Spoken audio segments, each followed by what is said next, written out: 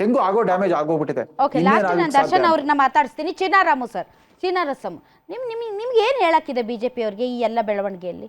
ನೋಡಿ, ಇಡೀ ರಾಜ್ಯ ಏನೋ ಒಂದು ಮಾನಿಟ್ರಿ ಕೊಟ್ಟರು. ನಾವು ಅವ್ರ ಥರ ಹೇಳಕ್ ಹೋಗಲ್ಲ. ರೋಡ್ ಚೋರಿ ಆಗಿದೆ, ಅದಾಗಿದೆ, ಇದಾಗಿದೆ ಅಂತ ಹೇಳಕ್ ಹೋಗಲ್ಲ. ಏನೋ ಗ್ಯಾರಂಟಿ ಹೆಸರಿನಲ್ಲಿ ನಾವು ನಮ್ಮ ಆಡಳಿತ ವೈಫಲ್ಯತೆಯಿಂದ ಜನ ನಮ್ಮನ್ನ ದೂರ ಇಟ್ಟರು, ನಿಮ್ಮನ್ನ ಅಧಿಕಾರಕ್ಕೆ ತಂದ್ರು. ಅದ್ ಏನಂದ್ರು ಅನ್ಕೊಳ್ಳೋಣ. ಅಧಿಕಾರ ಕೊಟ್ಟ ಮೇಲೆ 136 ಅವ್ರಿಗೆ ಬಹುಮತ ಕೊಟ್ಟ ಮೇಲೆ ಆಡಳಿತ ಕೊಡಬೇಕು ರಾಜ್ಯದ ಜನಕ್ಕೆ. ಇವತ್ತು ಸಾಮಾನ್ಯರು ಇವತ್ತು ಹಳ್ಳಿಗಳಲ್ಲಿ ಅವ್ರು ಬಾಳು ಕೇಳೋರಿಲ್ಲ. ಯಾಕೆ ಅವ್ರ ಗೋಳು ಕೇಳೋರಿಲ್ಲದಂಥ ರೀತಿಯಲ್ಲಿ ಇವತ್ತು ವರ್ತನೆ ಮಾಡ್ತಾ ಇದ್ದಾರೆ.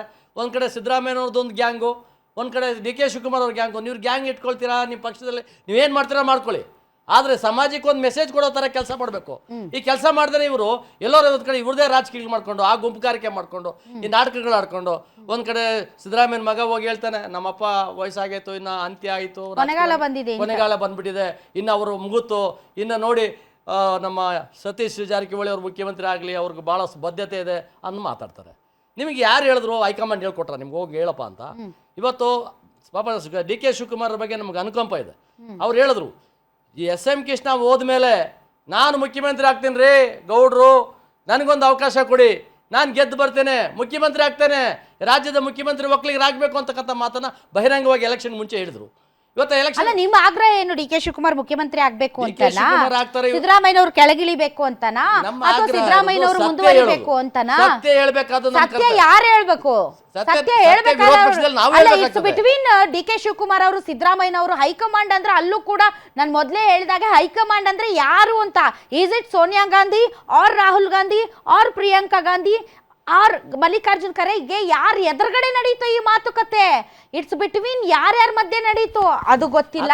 ಅದು ಬಿಟ್ಟಾಕಿ ಈಗ ರಾಹುಲ್ ಗಾಂಧಿನೇ ಅಂತ ಇಟ್ಕೊಳ್ಳಿ ಈಗ. ಯಾಕಂದ್ರೆ ರಾಹುಲ್ ಗಾಂಧಿ ಅವ್ರ ಫೇಸ್ ಇಟ್ಕೊಂಡೆ ಇವ್ರು ಎಲ್ಲ ಕಡೆ ಓಡಾಡ್ತಾ ಇರೋದು ಮತ್ತು ಅವರೇ ಮುಂದೆ ಇರೋದು. ಈಗ ರಾಹುಲ್ ಗಾಂಧಿ ಮತ್ತು ಸೋನಿಯಾ ಗಾಂಧಿ ಅವರ ಎದುರುಗಡೆ ಇದು ಮಾತುಕತೆ ನಡೆದಿದೆ ಅನ್ನೋದಾದ್ರೆ ಅವ್ರಿಬ್ರಿಗೂ ಏನು ಬೇಕಾಗಿಲ್ವಾ? ಕರ್ನಾಟಕದ ಜನ ನಿಮ್ಮನ್ನ ನಂಬಿ ಓಟ್ ಹಾಕಿದ್ರಲ್ಲ, ನಿಮ್ಗೆ ಸ್ವಲ್ಪ ಆದ್ರೂ ಮಾನ ಮರ್ಯಾದೆ ಇದೆಯಾ ನಿಮ್ಗೆ? ನಿಮ್ ಕಾಂಗ್ರೆಸ್ ಪಾರ್ಟಿಯ ಹೈಕಮಾಂಡ್ ಮಾನ ಮರ್ಯಾದೆ ಇದ್ದಿದ್ರೆ ಈ ಸಮಸ್ಯೆನ ಮುಗಿಸ್ಬೇಕಾಗಿತ್ತು. ದಿನ ಎಳ್ಕೊಂಡು ಒಳ್ಳೆ ಕ್ಯಾನ್ಸರ್ ಆಗಿ ಕೂತದೆ. ಈಗ ಇವ್ರಿಗೇನು ಬುದ್ಧಿ ಬೇಡವಾ ಇವ್ರಿಗೆ? ಇದು ಕಾಂಗ್ರೆಸ್ನವ್ರು ಕೇಳ್ಬೇಕಾದ ಪ್ರಶ್ನೆ. ಹೌದು, ಈಗ ಕಾಂಗ್ರೆಸ್ನ ಆಡಳಿತ ವ್ಯವಸ್ಥೆಗಳಲ್ಲಿ ಕುಸಿದಿದೆ. ಇವತ್ತು ಹೈಕಮಾಂಡ್ಗೆ ಇರ್ತಕ್ಕಂಥ ATM ನಮ್ಮ ಕರ್ನಾಟಕ, ATM ಇಂದ ದುಡ್ಡು ಬೇಕು ಅವ್ರಿಗೆ, ಬೇಕು ಅನ್ನೋದಾದ್ರೆ ಇದನ್ನ ಬಗೆಹರಿಸಬೇಕು. ಬೇಡ ನಮ್ಗೆ ಬೇಕಾಗಿಲ್ಲ ಅಂತ ಮಲ್ಲಿಕಾರ್ಜುನ್ ಖರ್ಗೆ AICC ಅಧ್ಯಕ್ಷರು, ದಲಿತ ನಾಯಕರು, ಮಹಾನ್ ನಾಯಕರು. ಅವ್ರು 55 ವರ್ಷ 60 ವರ್ಷದಿಂದ ಕಾಂಗ್ರೆಸ್ ಅಲ್ಲಿ ದುಡ್ದಿದ್ದಾರೆ. ಅವ್ರು ಇವತ್ತು AICC ಅಧ್ಯಕ್ಷರು, ಅವ್ರ ಹೈಕಮಾಂಡ್ ಅಲ್ವೇ ಅಲ್ಲ ಇವ್ರಿಗೆ. ಅಲ್ಲ, ಇವತ್ತು ರಾಹುಲ್ ಗಾಂಧಿ ಏನ್ ನಡೀತು ನಿನ್ನೆ ಎಲ್ಲ ಏನ್ ನಡೀತು? ನಿನ್ನೆ ಇವರು ಸಿದ್ದರಾಮಯ್ಯನವರು ಭೇಟಿ ಮಾಡಿದ್ರು, ಮಾತುಕತೆ ನಡೆಸಿದ್ರು, ಹೊರಗೆ ಬಂದ್ರು. ಮತ್ತೆ ಡಿ ಕೆ ಶಿವಕುಮಾರ್ ಅವ್ರು ಹೋದ್ರು, ಅವ್ರ ಸಹೋದರನ ಜೊತೆ ಅವರು ಮಾತಾಡಿದ್ರು, ಹೊರಗೆ ಬಂದ್ರು. ಅವ್ರದ್ದು AICC ಅಧ್ಯಕ್ಷರದ್ದು ಒಂದೇ ಕೆಲಸ. ಏನ್ ಕೆಲಸ ಗೊತ್ತಾ? ಪೋಸ್ಟ್ ಮ್ಯಾನ್ ಕೆಲಸ. ಪೋಸ್ಟ್ ಮ್ಯಾನ್ ಕೆಲಸ. ಅವರು ಬಂದಿದ್ರು, ಡಿ ಕೆ ಶಿವಕುಮಾರ್ ಬಂದಿದ್ರು, ಸಿದ್ದರಾಮಯ್ಯನವರು ನೀವೇನ್ ತೀರ್ಮಾನ ತಗೊಳ್ತಾರೆ ಅವರು ಪಾಪ ಹೇಳ್ತಿದ್ದಾರೆ. ಏನೋ ಮಲ್ಲಿಕಾರ್ಜುನ್ ಖರ್ಗೆ ಅವರು, ರಾಜ್ಯದಲ್ಲಿ ನಮ್ಮ ಮರ್ಯಾದೆ ಹೋಗ್ತಾ ಇದೆ, ದಯವಿಟ್ಟು ಏನಾದ್ರು ತೀರ್ಮಾನ ತಗೊಂಡು ಇದಕ್ಕೊಂದು ಮದ್ದರಿರಿ, ಯಾರು ಏನು ಎತ್ತ ಅಂತ ಹೇಳಿ ಒಂದು ಪುನಾರಚನೆ ಆದ್ರೂ ಮಾಡಿ ಒಂದ್ ಸ್ವಲ್ಪ ಸುಮ್ನಿರಿ. ಇಲ್ದೇ ಇದ್ರೆ ಬದಲಾವಣೆ ಆದ್ರೂ ಮಾಡಿ ನಮ್ಮ ಮುಖ ಎತ್ಕೊಂಡು ಓಡಾಡಕ್ ಆಗ್ತಿಲ್ಲ ಅಂತ ಹೇಳಿದ್ರು ಕೇಳಿಸ್ಕೊಳ್ಳುವಂತ ತಾಳ್ಮೆ ಅವ್ರಿಗಿಲ್ಲ ಅಂತ ಅನ್ಸುತ್ತೆ. ಯಾಕೆಂದ್ರೆ ನಮಗಿರೋ ಅರ್ಜೆನ್ಸಿ ಅವ್ರಿಗಿಲ್ವಲ್ಲ, ಅವ್ರಿಗೆ ಬರ್ತದೆ. ಅವ್ರಿಗೆ ಬೇಕಾಗಿರ್ತಕ್ಕಂಥದ್ದು ಒಂದೇ.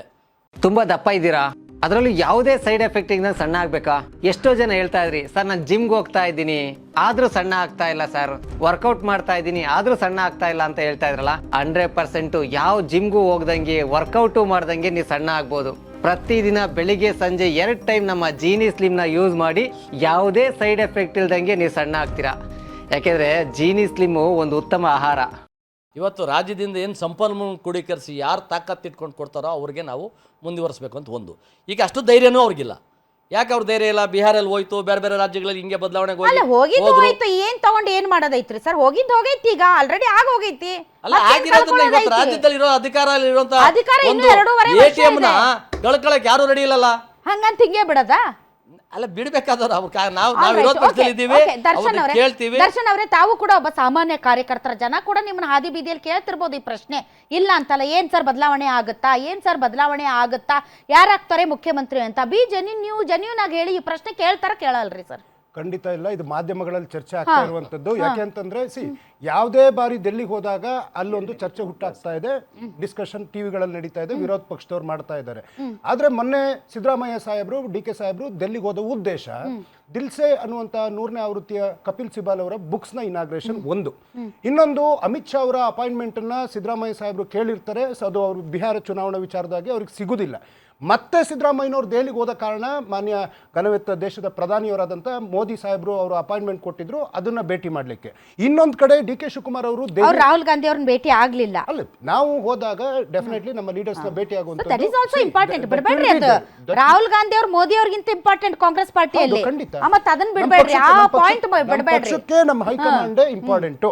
ಮತ್ತೆ ಇನ್ನೊಂದು, ಡಿ.ಕೆ. ಶಿವಕುಮಾರ್ ಸಾಹೇಬ್ರು ಕರ್ನಾಟಕದಲ್ಲಿ ಇವತ್ತು ಪರಮೇಶ್ವರ್ ಸಾಹೇಬರು ಏನು ಭಾರತ್ ಜೋಡೋ ಭವನಕ್ಕೆ ಅಡಿಪಾಯ ಹಾಕಿದ್ರು ಅದನ್ನು ಸಂಪೂರ್ಣವಾಗಿ ಮುಗಿಸಿ ಆ ಕಟ್ಟಡವನ್ನು ಇನಾಗ್ರೇಟ್ ಮಾಡಲಿಕ್ಕೆ ಕಾರಣಕರ್ತರು ಡಿ.ಕೆ. ಶಿವಕುಮಾರ್ ಸಾಹೇಬರು. ಹಾಗೆಯೇ ಅವ್ರಿಗೊಂದು ಹಠಕ್ಕೆ ಬಿದ್ದಿದ್ದಾರೆ. ಕರ್ನಾಟಕದ ಎಲ್ಲ ಅಸೆಂಬ್ಲಿಗಳಲ್ಲಿ, ಪಾರ್ಲಿಮೆಂಟ್ರಿಗಳಲ್ಲಿ ಕಾಂಗ್ರೆಸ್ಗೆ ಸ್ವಂತ ಕಚೇರಿಗಳು ಬೇಕು ಅಂತೇಳಿ 100 ಕಚೇರಿಗಳನ್ನ ಶಂಕುಸ್ಥಾಪನೆ ಮಾಡುವಂಥ ಉದ್ದೇಶದಿಂದ ಅಲ್ಲಿ ನಮ್ಮ ಮಲ್ಲಿಕಾರ್ಜುನ ಖರ್ಗೆ ಸಾಹೇಬರಿಗೆ ಇನ್ವೈಟ್ ಮಾಡಲಿಕ್ಕೆ ಡಿ.ಕೆ. ಶಿವಕುಮಾರ್ ಸಾಹೇಬರು ಹೋಗಿದ್ರು. ಮತ್ತೆ ಇನ್ನೊಂದು, ಬಿಜೆಪಿಯವರು ಮಾತಾಡಿದ್ರು ಅನೇಕ ವಿಚಾರಗಳನ್ನ.